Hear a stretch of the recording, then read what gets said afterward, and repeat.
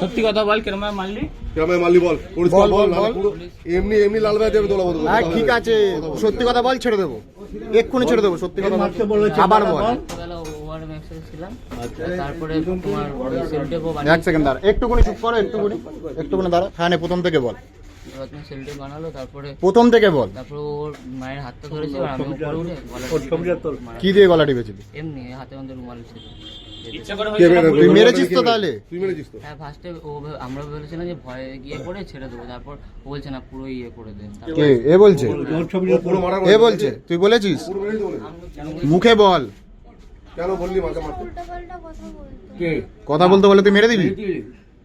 মাকে মেরে দিবি? বাহ কি সুন্দর শিক্ষা তো। এখানে বলাও যাবে না। ঠিক আছে চলে যেতিস তো, তাও মারলি কেন মাকে?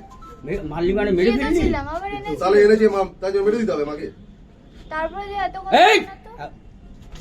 কথা ক্রস করে কথা মাকে মেরে ক্রস করি আছাড় মেরে মেরে ফেলে দেবো একদম। বল কেন ভাই ভালো করে বল, ভালো শোনো সবাই শোনো। ফার্স্টে বলেছিল যে তোমার সাকিব ব্যাপারটা জানো, সবাই শোনো। সেলটে গিয়ে তোমার গলা টিপে ছেড়ে দেবো, মানে পুরোপুরি মারবো না, এমনি ভয় দেখিয়ে বলবে যে আর কিছু করতে না আমার সাথে উঠে যায়, তাই জন্য।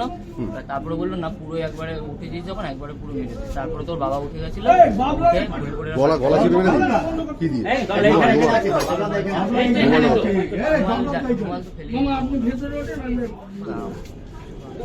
তো লাইফ ছেড়ে গেল। কিছু করার নেই, মারা হয়েছিস না। দেখ ক্ষমা যে রে। ওই মারারে ক্ষমা। এদিকে তাকা।